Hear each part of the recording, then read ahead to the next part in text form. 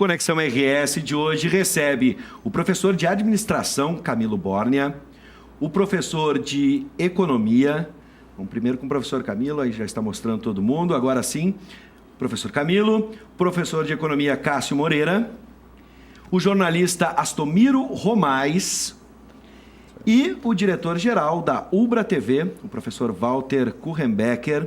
Sejam todos bem-vindos. Vamos começar então, né? Em depoimento na Polícia Federal, Walter Delgatti Neto, o, abre aspas, vermelho, preso por suspeita de hackear centenas de autoridades, afirmou ter dado ao jornalista Glenn Greenwald acesso a informações capturadas do aplicativo Telegram. E é sobre este caso que a gente abre o programa. No último Conexão RS, nossos convidados aqui, no último Conexão Debate, na verdade, que realizamos em junho deste ano, o assunto principal do programa foi o vazamento destas conversas entre o ministro Sérgio Moro, na época juiz, e o procurador da República, Deltan Dallagnol, publicados pelo site The Intercept Brasil. Agora o noticiário ainda colhe os desdobramentos desse caso, com as prisões dos suspeitos de invadir, né, os celulares do ministro da Justiça, Sérgio Moro, procuradores da Lava Jato, entre outros. Como vocês analisam esses últimos acontecimentos envolvendo esse caso? A gente tem aí as questões sobre a legalidade dessas conversas, se elas podem ser aproveitadas de alguma forma, ou por serem configurados como um crime, essas escutas, se isso tem algum tipo de aproveitamento. E aí se discute também o conteúdo. O que vocês acreditam? Isso fortalece a Operação Lava Jato, coloca o ministro numa situação difícil e vamos lembrar depois que o presidente também teve o seu celular hackeado, segundo a Polícia Federal. Por favor, vamos começar com quem? Professor Walter Kuchenbecker, as honras da casa. Pois não, vamos lá. Eu gostaria de, sinceramente, estar debatendo um outro assunto já aqui, mas é o assunto da bola da vez ainda, né? Mesmo que tenha se passado aí, digamos, quase 60 dias, nós discutimos isso há um mês atrás. Sim. Né? E ele parece que não se esgota, né? De toda forma, eu acho que é um assunto também delicado e necessário que seja trazido a público, enfim, porque pelo problema em si que ele representa, né? Eu vejo assim que apesar de que a sociedade, mais de uma vez, já validou a Lava Jato. Parece que isso está a consenso, quer dizer, a continuidade e as ações que a Lava Jato fizeram foram validadas pela sociedade e a sociedade quer que isso continue. Por outro lado, a sociedade também quer cada vez mais, e esse é um indicativo que a gente percebe, um rigor no cumprimento das leis. E quando assuntos como esses, que de alguma forma geram uma transgressão da legalidade, isso pode e gera toda essa polêmica aí, né? Mas eu acho que ela precisa, de fato, ser esclarecido. Não é uma questão que a gente pode minimizar, de certa forma, porque ela se impõe, né? E claro que a gente gostaria de estar trazendo temas muito mais relevantes do ponto de vista do desenvolvimento, do progresso, de agendas positivas para esse governo, mas, enfim, a gente está aí debatendo uma questão de um vazamento, enfim.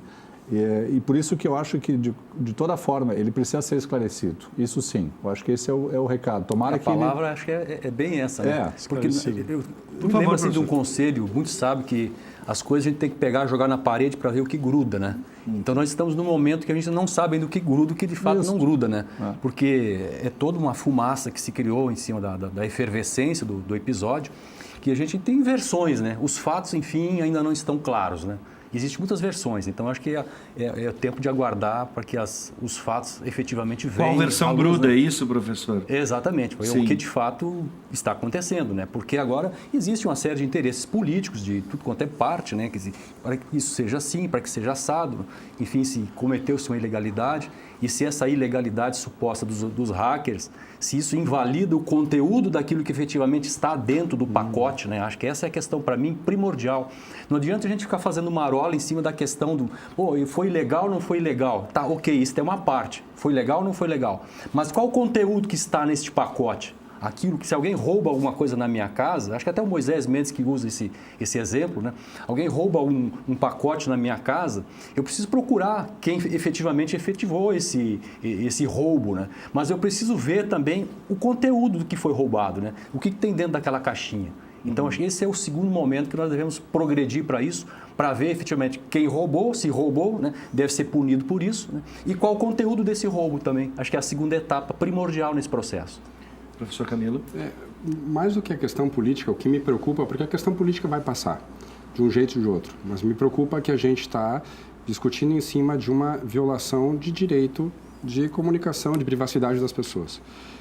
Isso não pode ser expandido, não pode passar além disso e quem fez deve ser punido. Para mim, a maior contribuição do Glynn foi denunciar a violação de direito à privacidade. É claro que eu não estou referendando qualquer atitude ilícita a partir disso.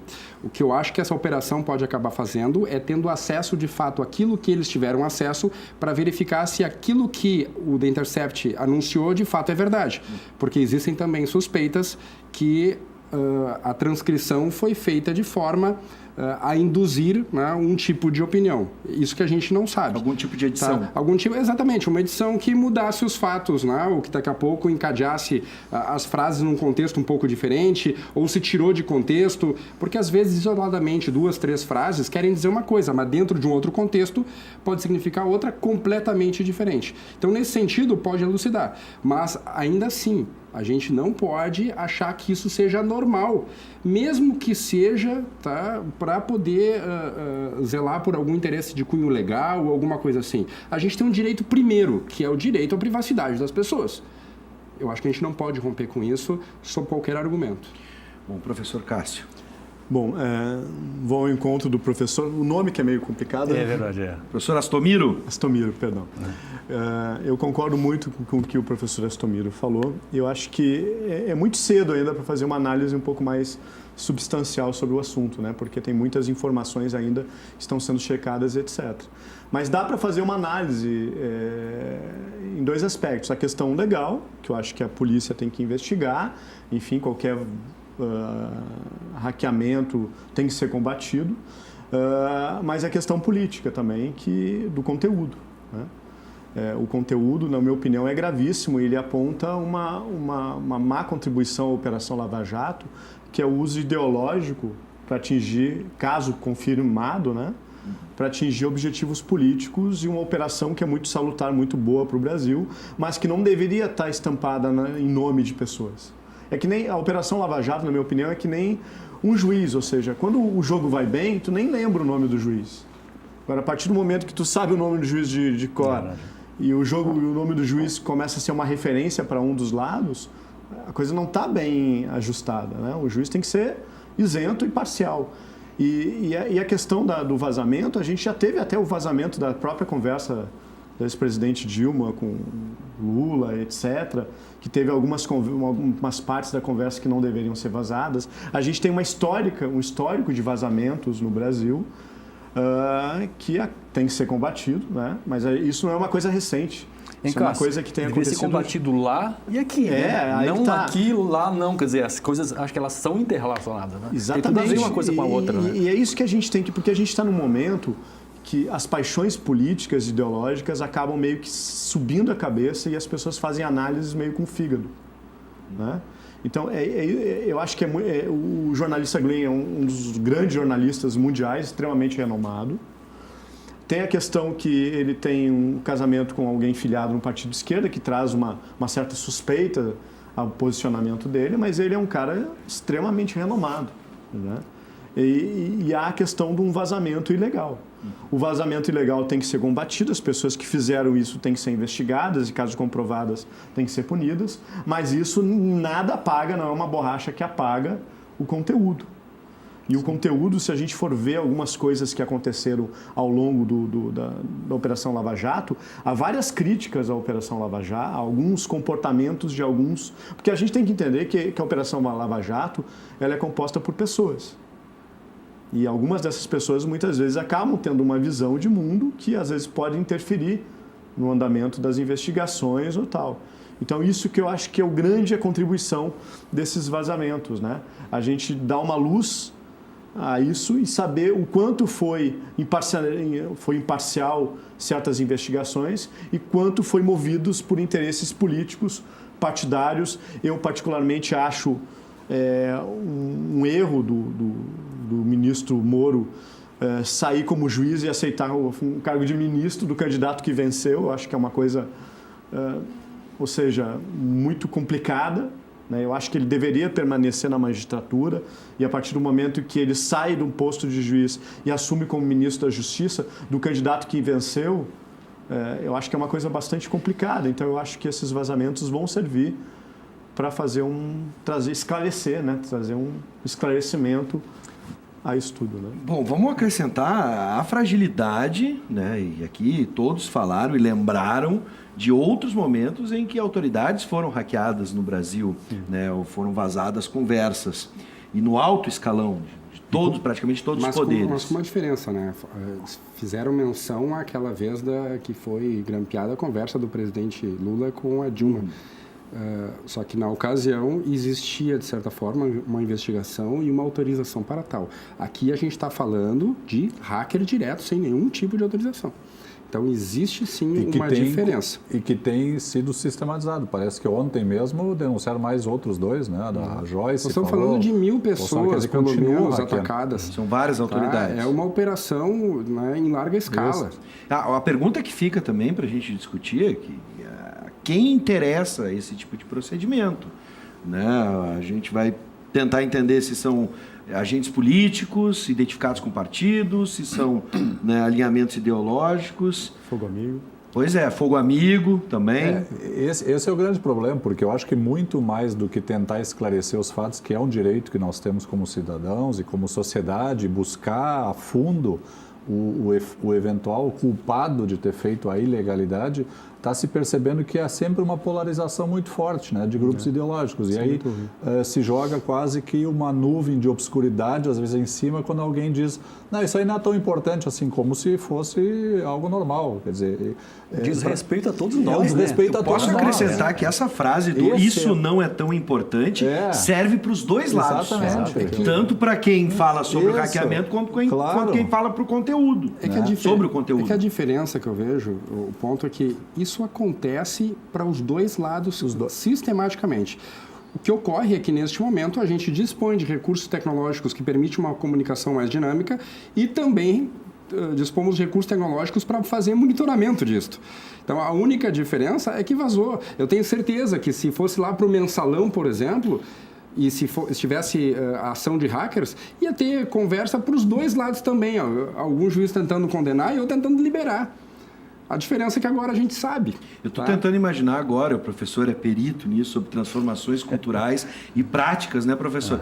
Vocês já repararam nos estádios de futebol, depois que a leitura labial foi institucionalizada pelo Fantástico, por exemplo, os jogadores se comunicam dessa forma, né? Ninguém mais fala abertamente dentro de campo. Como é que vai ser na política brasileira? Não vai mais se usar celular? Vamos tentar outras alternativas, como pombo-correio ou algo do tipo? Língua do P, esperando, alguma coisa. Pois eu estou tentando imaginar como é que a gente vai lidar com, professor, novas tecnologias e diálogos políticos, conversas entre autoridades. Eu acho que uma coisa boa também, me permite acrescentar outro elemento, acho que a coisa positiva também é a questão da agilidade da própria Polícia Federal no esclarecimento dessa questão. Né? Eu digo só uma pena, eu digo, né, como cidadão, que não tem essa mesma agilidade no caso Queiroz. Né? Acha-se em Araraquara os hackeadores, mas não se acha o Queiroz no Rio de Janeiro. Quer dizer, como é que voltamos à discussão nisso, né? sobre a seletividade. O que nós sabemos sobre a morte da Marielle?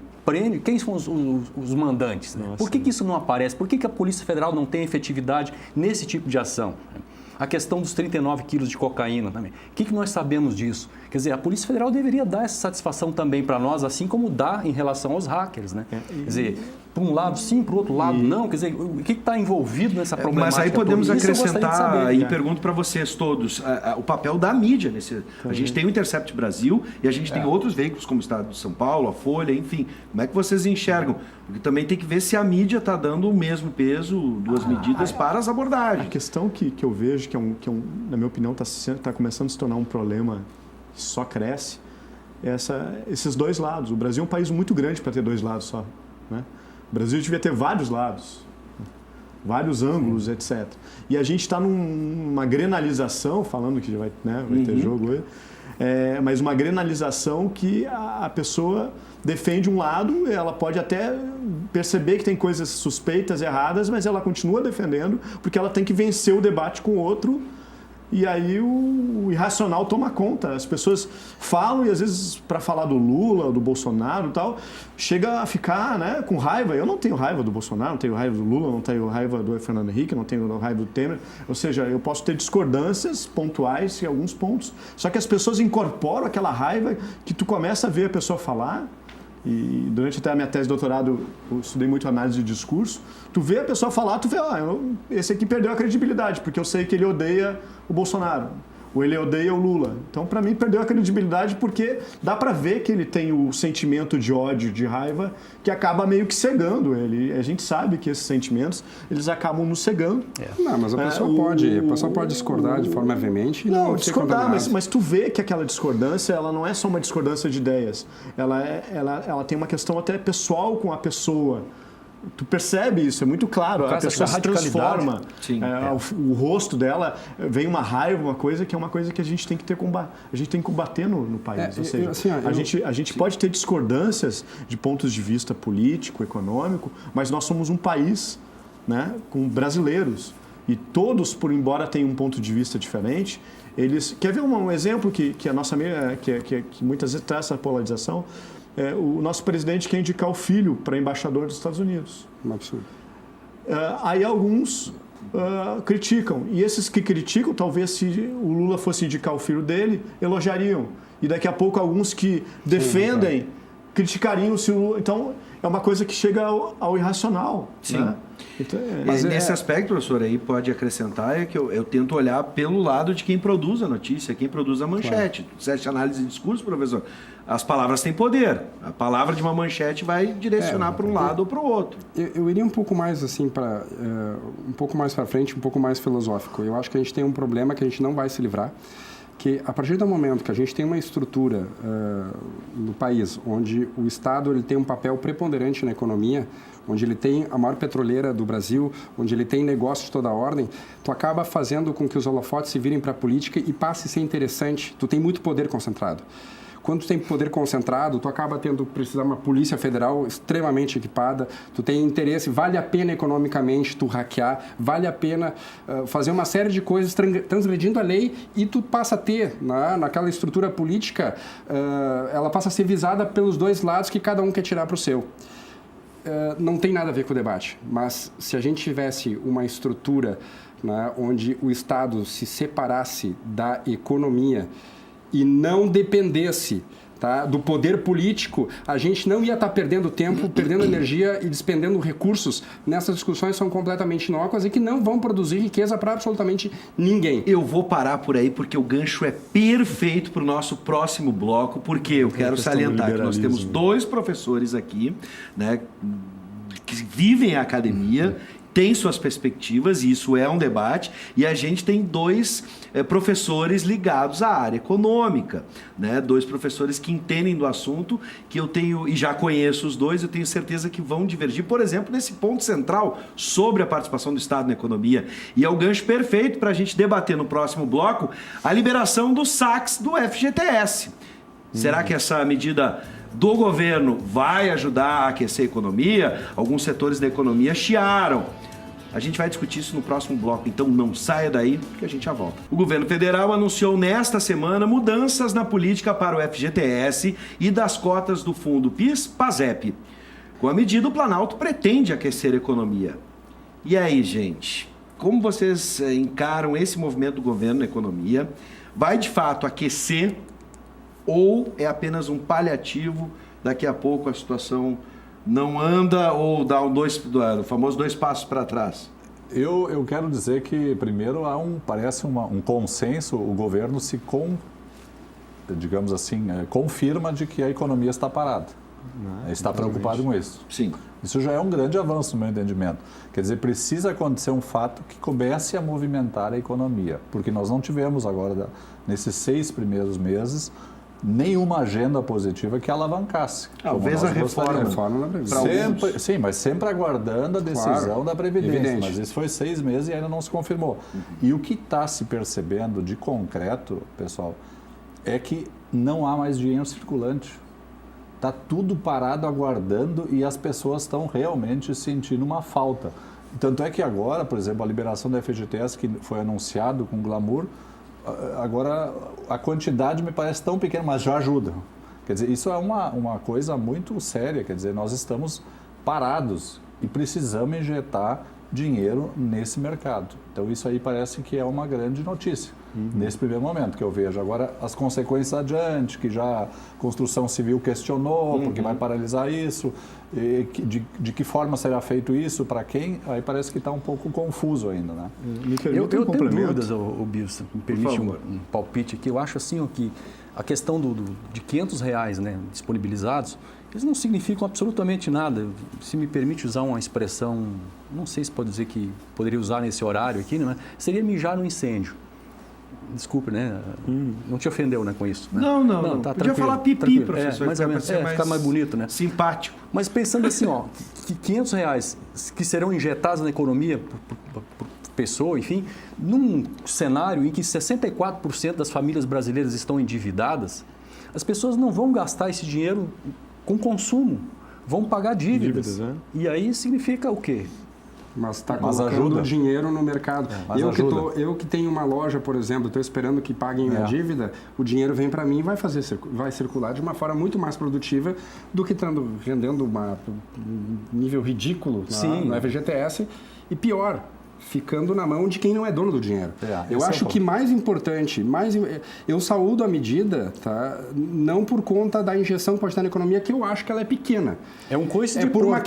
Eu diria que é um coice de porco. É por uma questão moral. O dinheiro não é do governo, o dinheiro é do dono dele. E eu lamento o fato de não acabarem, né, com essa compulsoriedade do fundo, essa retenção obrigatória, né, que todo mundo que tem carteira assinada acaba tendo, porque afinal de contas esse dinheiro é do trabalhador, é dele. Só para acrescentar, professor, antes de passar para o professor Cássio, o movimento do governo, a gente tem que entender que não é só essa liberação dos 500 e há também um cronograma para saque de aniversário. Isso não é uma estratégia nesse sentido, no seu caso? É um ponto. Sua observação? O Guedes ele tem colocado isso. Ele, no entendimento dele, esse dinheiro não pertence ao governo. E ele está certo. Então, do ponto de vista moral, a questão nem é econômica aqui, se vai girar, se não vai girar. E eu acho que não é essa tônica, apesar da grande imprensa e setores do governo colocarem dessa forma. A questão é de quem é o dinheiro. O dinheiro é do trabalhador. O trabalhador que decida. A gente sair daquela premissa arrogante que o coitado do trabalhador não tem capacidade para gerir aquilo que é seu, né, é algo que eu considero absurdo, imoral e antiético, sobretudo. Professor Cássio. Primeiro, só para fazer o contraponto no finalzinho do outro bloco, né, que, na minha opinião, falta um Estado mais empreendedor, mas isso é uma discussão que levaria um programa inteiro. A questão do Fundo de Garantia, eu vou falar minha fala em três níveis, tá? Primeiro, um histórico, para o nosso telespectador entender como é que surgiu o Fundo de Garantia, etc. Depois, a questão conjuntural e estrutural, né? Historicamente, o Fundo de Garantia vai surgir no governo Castelo Branco, né? Entre 64 e 67, onde havia estabilidade no serviço privado, né, no trabalho privado, e foi uma troca de acabar com a estabilidade depois que o trabalhador tivesse 10 anos no emprego e ganhar uma certa estabilidade. Isso foi trocado, então, pelos governos militares, pelo Fundo de Garantia pelo tempo de serviço. O Fundo de Garantia de tempo de serviço, ele tem uma visão econômica que havia uma insuficiência de poupança no Brasil. Então, portanto, essa poupança compulsória, obrigatória, ajudaria a formar uma poupança, que essa poupança se transformaria em investimento e que acabaria beneficiando a sociedade como um todo. Bom, o segundo aspecto conjuntural, eu acho que é uma boa... Eu estou daqueles que defende acabar com essa polarização, tá? Esquerda, direita, isso aí é uma besteira que só afunda o Brasil. Eu acho que essa medida do governo pontual, ela é uma medida, é um remédio de curto prazo que ajuda um pouco, fui a favor, não sou contra, só que ela não resolve. Porque nós temos um problema estrutural no Brasil, que é a nossa imensa desigualdade socioeconômica. Esse é o grande problema que o país tem.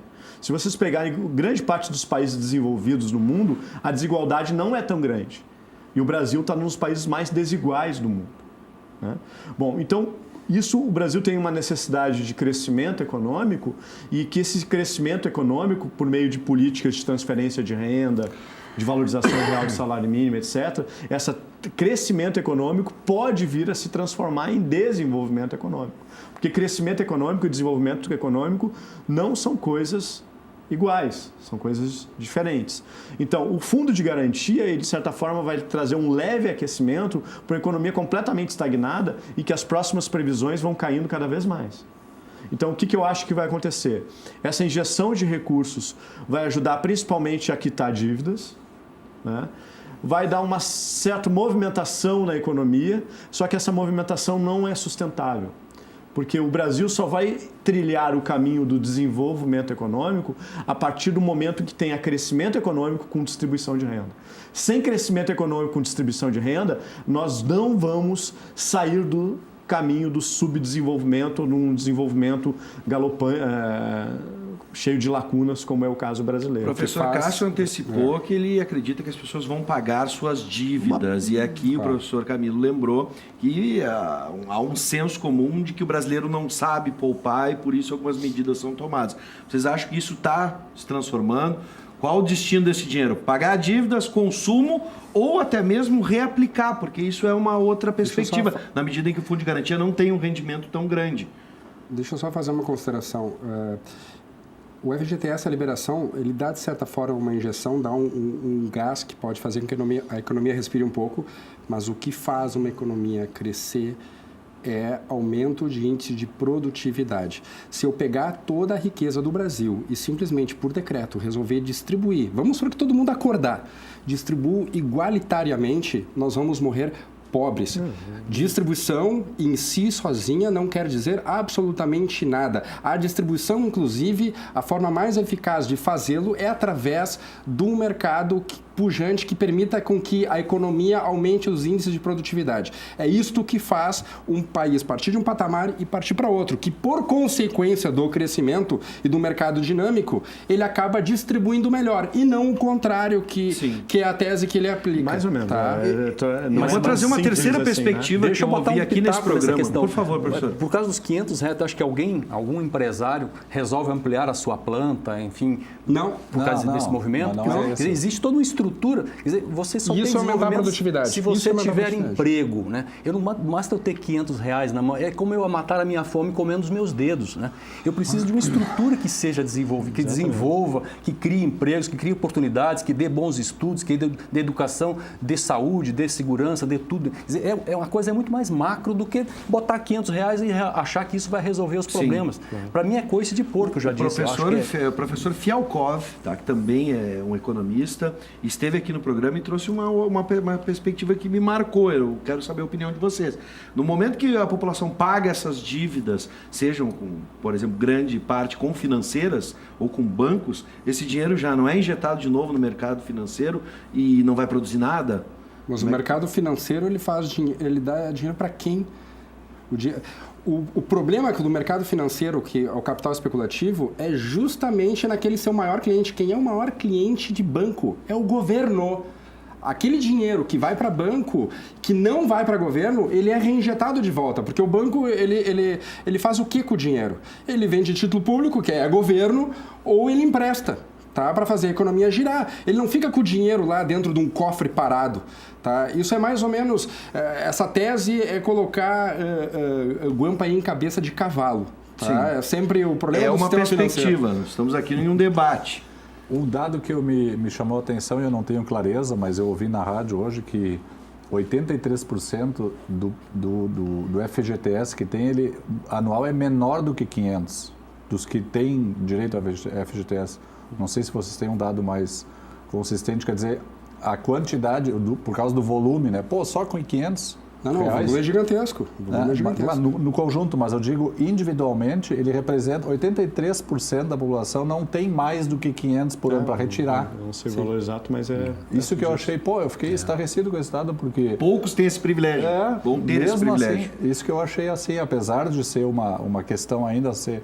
É uma discussão liberal forte, né? Por que nós, como nos Estados Unidos, tu faz o teu fundo da Previdência, tu faz a tua aplicação... E aí a alegação de que nós não temos capacidade, nós brasileiros, tupiniquins, jabuticabas, né, não temos condições de pensar. E isso já é uma discussão antiga, mas, enfim... E a gente dá para o governo remunerar mal. E daí dá para o governo remunerar mal. E usar de forma espúria, concentrando em investimentos ruins. Por isso que eu acho que isso vem... Eu só vou acrescentar, então, outra perspectiva, que eu acho que o professor Cássio vai se aliar mais, é de que essa poupança é um financiamento para obras, como na construção civil. Por que para a construção civil? Deveria ser. Né? Mas a questão, assim, eu não sou tão contrário a essa questão da liberação do fundo de garantia, porque eu acho que a nossa população está muito carente de coisas, tem que liberar qualquer recurso e tal, então eu não vejo... Na verdade não sou eu chorando, é a construção civil que chora. Eu vejo que a questão, ela tem que sair da questão do debate conjuntural apenas para ir para a questão estrutural, né? Na minha opinião, o nosso empresariado, de forma geral, não quero generalizar, né? Mas muitas vezes o nosso empresariado ele acaba tendo uma visão um pouco míope macroeconomicamente. Ele pensa muito no curto prazo. E no curto prazo, o que dizem para ele? Ele vê no dia a dia que é assim, quanto menos direitos sociais, quanto menos isso, mais eu vou aumentar o meu lucro. E eu não condeno dele pensar assim. Ele está pensando no dia a dia, que ele tem o quê? Um custo do trabalho, ele tem uma carga tributária extremamente regressiva. Então, ele está sufocado para pagar as contas, isso e aquilo. Então, no curto prazo, ele acaba abraçando essa ideia liberal, porque, na minha opinião, essa ideia liberal, o que ela surge? A gente tem 1% da população mundial que tem uma riqueza imensa, que é maior do que mais da metade da população do mundo. Esse 1% tem que justificar por que ele tem tanto dinheiro. Então, como é que se justifica? Com esse discurso liberal, que algumas pessoas acabam adotando ele por acreditarem nele, e aí reproduzem isso para defender o que é a manutenção desses interesses desse 1%. Bom, então o que acontece? Na questão do empresário, então ele acaba aceitando esse discurso que vai ser bom para ele no curto prazo, diminuir direito, isso e aquilo, porque ele vai aumentar o seu lucro. E é verdade, ele vai aumentar o seu lucro. Agora, se tu começa a diminuir direitos de todo o complexo industrial, de serviços, etc., tu vai começar a ter uma insuficiência de demanda, porque vai faltar de pessoas com dinheiro para comprar. E aí ele vai começar a não vender os produtos dele. E aí ele não começando a vender os produtos dele, ele vai ter que cortar mais custo, vai demitir, vai isso, e aí vai aumentando cada vez mais. Então, essa miopia macroeconômica, que eu estou criando esse termo agora, essa miopia macroeconômica, que não é culpa do empresário, ele estar preocupado com o dia dele, né, dia a dia dele, etc., mas faz com que mate a galinha dos ovos de ouro no médio e longo prazo.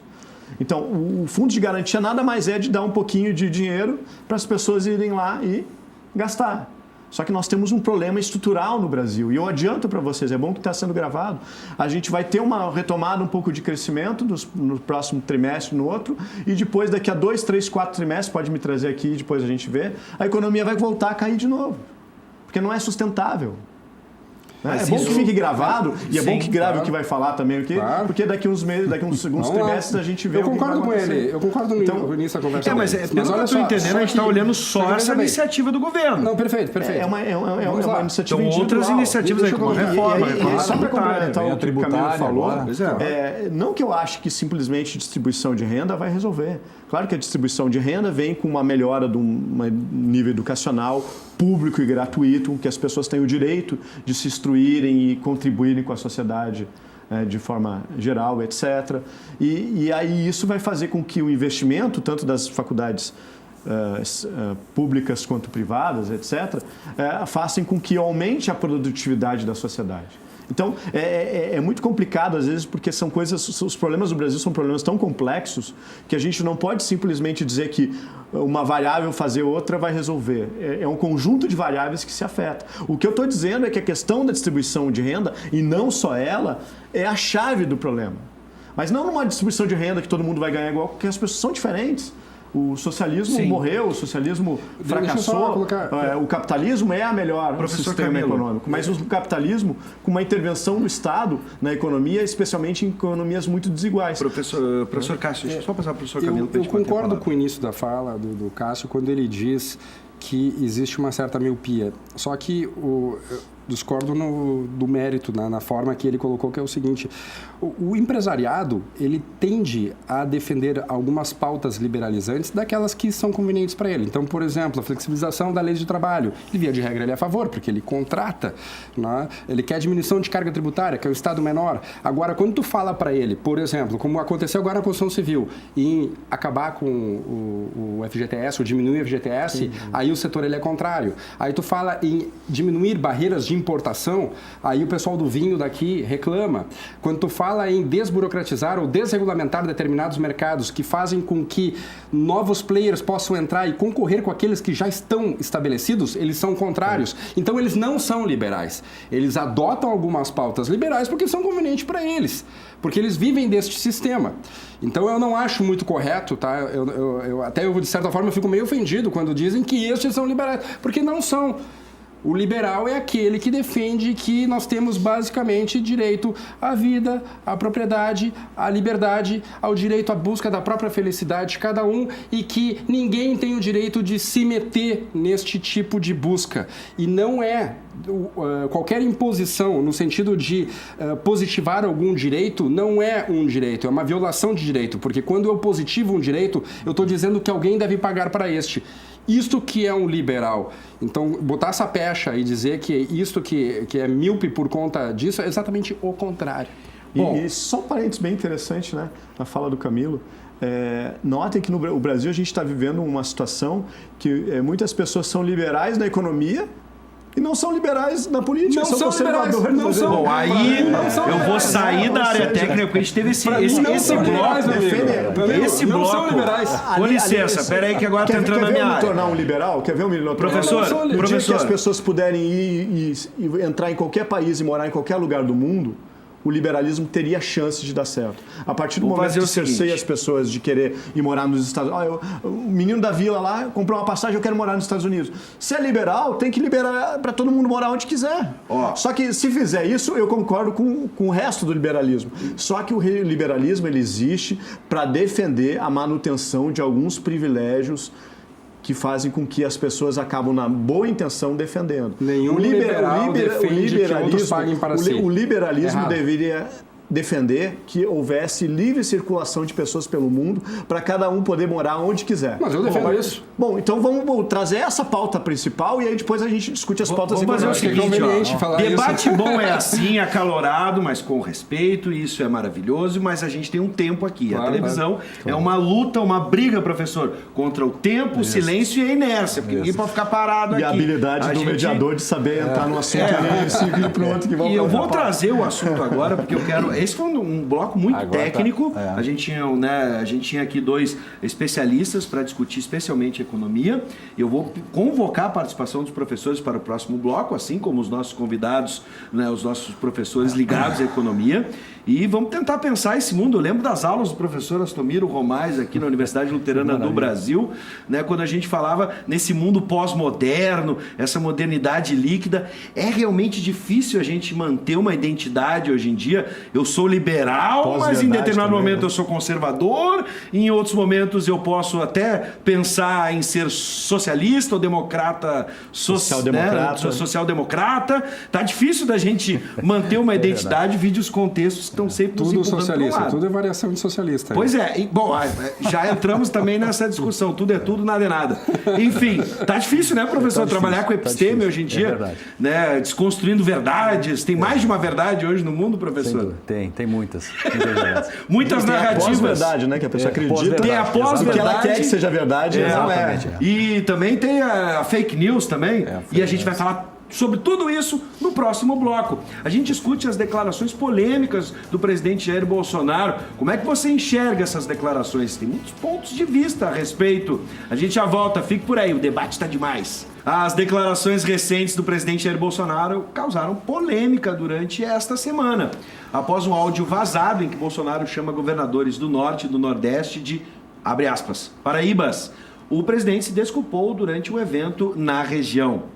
Bom, vamos lá. O presidente afirmou que não há divisões entre regiões do Brasil, após chamar os governadores nordestinos de, abre aspas, Paraíba. Como é que vocês analisam esse recorte específico? Fala fora de contexto? Uma fala coloquial? Uma forma de se expressar? Como é que vocês entendem estas e outras frases do presidente? Professor Astomiro, começa. Acho que a culpa sempre é da própria mídia, né? Porque acaba pegando esses áudios não autorizados. Você lembra do caso Recupero, né? O que é bom a gente mostra, o que é ruim a gente esconde. Deu um escândalo tremendo aquilo, né? Por muito menos, né? E hoje surge uma declaração que é absolutamente ofensiva, eu acho que para quem pensa no Brasil como um todo. Eu até quero discordar aqui do Camilo quando disse que a questão não é tão grave assim, essa divisão. Eu vejo gravíssima e estou muito preocupado com isso. Até porque eu estou lido numa área... Não foi isso que eu falei. Tudo bem. Repete mais ou menos o que tu mas tu tentou amenizar um pouco essa questão da divisão, não, né? Não, eu falei mas acho que nós vivemos na radicalidade extrema, e isso é muito ruim. Eu falei que é direito das pessoas tu ter individualmente alguém ficar indignado com uma situação. Sim. Tá? E eu não estou dizendo que é bom ter dois polos extremamente opostos. Sim, mas acho que esse direito ele não pode passar certos limites. Eu cito um exemplo, até porque é minha área, o fato ocorrido recentemente na Feira do Livro de Jaraguá, Jaraguá do Sul, onde ocorreu lá uma solicitação de um manifesto online e que as pessoas, as 3 mil pessoas, que não sei se falam pela cidade, né, mas que proibiram a vinda de alguém, né, no caso da Miriam Leitão, com o seu marido, né, para fazer uma fala na Feira do Livro. Quer dizer, a radicalidade chegou a esse extremo em que as pessoas não podem mais expor o seu pensamento. Quer dizer, isso, eu me lembro da Ágora grega... fascismo, né? Uma mistura de liberal na economia com fascismo na política. Como eu, né? É diferente o seu pensamento, você é proibido de falar. Quer dizer, e isso chega a um extremo que é muito preocupante. Né? Sempre aconteceu, já ficamos sabendo agora. Cada vez pior. Mas eu digo assim, a Ágora grega o que fazia? As pessoas vinham em praça pública para discutir os pensamentos contraditórios. Eu não concordo com você por essa razão. Quer dizer, nós levamos a discussão num âmbito absolutamente racional, né? Para que as pessoas não leiam a carta. Né? As pessoas não raciocinam pelo fígado, né? Não pode ser esse raciocínio pelo fígado, né? A questão foi citada aí do filho do presidente ser indicado. Quer dizer, pode, não pode, porque depende, porque se é filho do cara, eu sou a favor dele, então pode, mas se não fosse, eu seria contra. Quer dizer, essa radicalidade foge absolutamente de toda a racionalidade humana, né? Então, nós chegamos a um ponto muito perigoso. Eu acho que nós avançamos para um campo em que a gente depois não tem mais como... A gente está alimentando a própria Mônica, quer dizer, a própria Miriam Leitão, acho que foi uma das que durante longo tempo bateu fortemente nas esquerdas e tal, quer dizer, alimentou talvez esses cães famintos que hoje mordem ela, né? Quer dizer, a coisa é muito complexa nesse aspecto. Então, me preocupa essa divisão. Até não sei se não fugimos do... Não, eu achei a observação perfeita e eu fiquei pensando, quando o senhor trouxe esse resgate histórico das discussões nas praças, na antiguidade, eu fiquei pensando se hoje as pessoas realmente discutem ou elas lacram. Sabe o termo lacrar? Tem muito assim, tipo assim, fica quieto porque eu... Tenho razão e eu estou lacrando. Você sabe que eu milito Só deixa eu ouvir um pouquinho o professor aqui. Não, eu acho que a questão especial da pergunta do presidente, eu ainda vejo, evidentemente que a mídia trabalha em cima, né, faz um alarde maior do que de fato é. Eu vejo muito nosso presidente vivendo da forma como ele sempre viveu, talvez até como candidato ainda. Ele fala o que pensa, diz, ele não se preocupa com nenhuma reação. Ele fala como se estivesse sentado num boteco tomando aqui uma cervejinha, assim. Faz uma opinião. Ele sempre foi assim. Ele fez a sua campanha assim.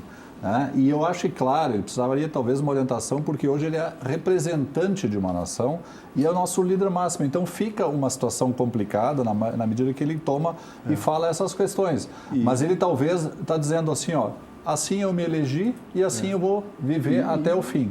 Bom, enfim, é um risco. Isso sabe, professor, uma coisa que eu acho que é até um elogio que tem que se fazer ao presidente, é que ele me passa a ser uma pessoa muito autêntica, né? Ele é isso. Sinceridade. Ou seja, ele e ele não está mudando. Ele não está mudando. Ele se elegeu assim, é aquele tio do churrasco lá que chega e fala um monte de coisa que algumas pessoas ficam chocadas. Ele é autêntico e talvez ele tenha sido eleito porque as pessoas estavam necessitando de autenticidade na política. Cansadas de falsidade, isso e aquilo. E ele foi Mas, cara, será que também não é uma estratégia, né? Parte talvez, de estratégia, talvez seja mais estratégia porque, assim, enquanto cerca está levantando essa série de discussões em cima das suas falas, as coisas importantes estão passando por baixo dos panos. Perdemos a Petrobras, o controle sobre ela, a distribuidora. A questão Perdemos. Eu acho que 80%. Eu acho que a questão até... A coisa que é minha, é dos meus filhos, dos meus netos, não é mais meu. É gravíssimo. Nunca vi dividendos. Eu acho que o que cerca, talvez tenha usar isso como estratégia. Mas eu, particularmente, acho que ele, pontualmente, é a autenticidade dele daquele jeito que serve. Eu vou acrescentar aqui, só para ter o ministro-chefe da Secretaria-Geral da Presidência, Jorge Oliveira, acredita que a repercussão negativa dessas declarações recentes, abre aspas, é porque Jair Bolsonaro, seu jeito de ser muito honesto. Esse é o ponto. Aí tá, autenticidade não quer dizer honestidade, né? São coisas separadas. Eu traria a questão autêntico, né? Ele é assim. Esse é o ponto. É ele. É isso. Né? Ele é autêntico, ele é assim. Depois de que ele pegou o bastão. Mas o que eu queria trazer, trazendo um pouco, puxando esse gancho da questão do Nordeste, primeiro, somos todos brasileiros. Né? O Nordeste tem uma participação extremamente importante para o Brasil, assim como as outras regiões, e somos todos brasileiros. Eu fico muito triste quando eu vejo falas pejorativas, preconceituosas, porque eu acho que é pessoas que não têm uma evolução espiritual ainda avançada. Né? Então, trazer essa questão. Agora, outra questão que eu queria trazer, aí traz uma questão mais geopolítica, que me traz essa preocupação desses bairrismos, porque isso daqui a pouco pode levar no futuro, de repente, até uma divisão territorial do Brasil, que serviria a interesses geopolíticos muito fortes. E que talvez isso possa ser alimentado com interesses estrangeiros nessa divisão do país. Nós quase tivemos uma divisão no Brasil lá em 64. Né? 61, 64, quando tal. Então, é isso que eu queria trazer a atenção do telespectador. Professor Camilo. A fala dele, eu acho que foi infeliz. Eu acho que ele não devia dizer na posição que ele está. Ponto. Agora, ele falou sobre um contexto também político, onde a gente sabe que quem garantiu a votação dele de forma mais contundente não foi o Nordeste. Então, politicamente, ele não tem um alinhamento com grande parte dos governadores de lá. Tá? O que é normal também. Mas o que me chama mais a atenção é a forma que se maximiza, né, os desvios, vamos chamar assim, do Bolsonaro. Poxa, eu lembro do Lula ter falado do grelho duro, ter falado do pessoal de Pelota como os viadinhos. Tá? Coisas que eu considero muito pior, mas muito, muito pior. E não se deu, né, todo esse cartaz que se deu agora o Bolsonaro. Então, qualquer coisa que o Bolsonaro fale, ele está ferrado. Qualquer coisa que o Bolsonaro fale, as pessoas dizem isso não é um erro, porque no passado se cometeu isso. Não é isso que eu justificar o presente, os erros do presente com os erros do passado. Acho que isso nós temos que fazer uma ruptura nesse processo. Tá errado, foi errado lá, está errado aqui. Não dizer agora está certo porque lá foi errado, lá fizeram. E de volta essa polarização, né? Eu não estou dizendo que está certo. Eu acho que não se deu muita vazão naquele caso aqui e não se deveria dar grande vazão aqui também. Então eu vou entrar na pergunta final para vocês. O papel, de novo, da mídia. Tá? Vocês acham que a mídia dá uma repercussão muito maior para as falas do presidente do que das decisões, por exemplo? Aqui, eu não me lembro quem falou aqui, enquanto está se discutindo as falas do Bolsonaro, decisões estão sendo tomadas. Questões econômicas, né? Esse é o grande risco, porque a notícia precisa chocar, precisa estremecer, e é isso que está se aproveitando às vezes, eu acho também. Essa é uma questão. Agora, tu vê, logo na sequência, ele foi lá para a Bahia, o presidente, e abraçou, vocês viram aquela cena ali, que ele abraçou a inauguração de um aeroporto e pediu para levantar quem é que aqui mas era um povo selecionado. Sim, também não foi, era o povo, na verdade. O que faz isso? Em resposta à perturbação que foi gerada em função de um fato. O pessoal vai atrás dele, tá? Nós estamos selecionados assim. Eu me lembro na eleição, ainda início de 2018. O selecionado, eu acredito que o professor quis dizer de que estavam ali só apoiadores. 2018, ele veio aqui, antes ainda de começar a campanha, ele chegou no Salgado Filho. Eu cheguei junto naquele voo. Chegou no Salgado Filho, era gente aclamando, inacreditável. Levaram ele lá ele tem, da mesma forma que se fosse o Lula ia acontecer a mesma coisa, tá? Ele também tem os seus seguidores, seus fãs. E isso... O que vocês acham, para fechar? Palavra de cada um. Isso está ajudando o Brasil, e aqui a mídia a gente também tem que fazer uma meia-culpa. Eu preferia que tivesse outras pautas. Eu preferia que nós tivéssemos isso que eu quero entender. Outro debate. Eu falei isso na primeira abertura aqui. Eu acho lamentável, estamos discutindo de novo um assunto que, na minha visão, já devia ter sido superado. E, pelo visto, vai se continuar. E, com isso, não está querendo se minimizar o fato da transgressão. Quer dizer, nós temos que buscar o reparo àquelas ilegalidades que estão e vão sendo cometidas, porque é isso que nós queremos. Agora, nós não podemos também ficar só nessa discussão que não nos levará a nada. Nós precisamos, de fato, as reformas necessárias, voltar de novo a produzir, né, que o mercado comece a retomada do crescimento, enfim, essas seriam pautas interessantes aqui. Respondendo essa pergunta final, professor Cássio? Bom, como eu falei, eu vejo com muita preocupação essa polarização, porque está sendo uma polarização doentia. Tu observa as pessoas que têm ódio ao Lula, ódio ao Bolsonaro, e aquilo transparece na fala. Isso é uma coisa que a gente tem que... O Brasil, ele é um país muito grande, ele tem possibilidade de várias visões. É idiotismo separar direita e esquerda. Tem várias direitas, tem várias esquerdas. A esquerda contribuiu muito para o país, a direita também teve as suas contribuições. Essas alternâncias, às vezes, acabam trazendo visões que se complementam ao longo do ciclo. Sim. Agora, o que me preocupa é as pessoas daqui a pouco satanizarem o carteiro e fazerem com que não leiam a carta. Por exemplo, tem que ler Marx, tem que ler Hayek, tem que ler Keynes, tem que ler de tudo. Não vou ler Marx. Marx não pode ser lido. Hayek não pode ser lido. Tem que ler tudo. Quanto mais tu lê tudo, quanto mais tu tiver... As pessoas têm que começar a debater no campo das ideias. E não debater pessoas, ou debater... tem que debater ou coisas. Tem que debater ideias, que foi a questão que tu falaste. Professor Camilo. Você debatia ideias. O bolsonarismo, ao meu ver, ele é produto, sim, de uma radicalização que começou antes. Essa conta eu coloco na conta do PT. Tá? Essa é a minha visão. Culpa do PT. Não, mas eu acho que... Eu não estou nem defendendo o Bolsonaro. Eu estou dizendo que se acabou criando uma polarização... Mas vamos lá, quem é que o Bolsonaro projetava na Câmara Federal? Era Jean Willis, Maria do Rosário, era sempre na briga. Uma alimentava o outro. Tá? É que na época o PT era governo e isso acabou alimentando o outro lado, que voltou com o mesmo poder de força, entendeu? Só que no sentido inverso. O que eu gostaria que fosse? Eu gostaria que a gente fosse que nem a Suíça. Quem é o presidente da Suíça? Ninguém sabe quem é o presidente da Suíça. Não tem presidente da Suíça. Tá? Quem é o ministro, que no caso é secretário de Estado de Educação nos Estados Unidos? Nem eles sabem. É insignificante. Tá? Eles têm um limite de operação tão baixo que não influencia na vida das pessoas. E a gente aqui fica o tempo inteiro discutindo a política nacional, porque eles decidem demais as nossas vidas. Eles decidem o que o nosso futuro, como vai ser, o que nós vamos estudar. Vamos todos morar na Suíça. Quem quiser morar na Suíça, entra na Suíça. Sempre debochando, Cássio. Aí não, também. Não, mas é a questão do liberalismo. Eu tô falando sério. Senhores, vamos manter o respeito, que até agora estava tudo funcionando muito bem. Professor Astomiro, sabe as palavras para fechar este programa? Sabe as palavras. Não, só reiterar a minha preocupação com o quadro que a gente vive. O que a gente menos precisa nesse momento é o confronto. Exatamente. A questão, por exemplo, as falas que surgem, eu acho assim, todo dia a gente vê que o presidente, inclusive, está sapateando sobre a nossa inteligência. Eu considero isso, porque, por exemplo, desacreditar o INPE. São cientistas que estão lá fazendo uma pesquisa do desmatamento. Não existe, porque é mentira. Quer dizer, que você vai desacreditar a pesquisa sobre a questão das drogas da Fiocruz, né?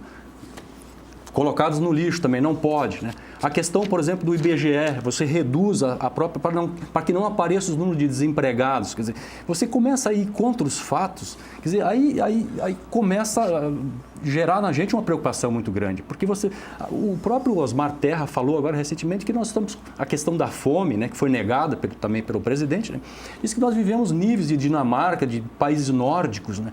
Que a nossa fome é nórdica. E eu acho isso de um descaramento, de uma falta de respeito com as pessoas pobres nesse país. Eu tive esse dia num evento de lançamento de um projeto de leitura e livros ali na Assembleia. Quando eu saí de lá, era 9 da noite, na porta do palácio, na Assembleia, o que tem de pobres dormindo na rua, vocês não são capazes de imaginar. E se isso não representa fome, não representa miséria, não representa pobreza, representa o quê? Para fechar, então, num linha um pouquinho mais de otimismo, mais light. Saiu no Valor Econômico hoje que das carteiras intermitentes criadas aí pela reforma trabalhista, nós tivemos mais de 10 mil novas contratações nesse último mês. Está desde junho de 2013. O que é muito bom, quer dizer, é uma coisa que nós esperamos e desejamos aí, né?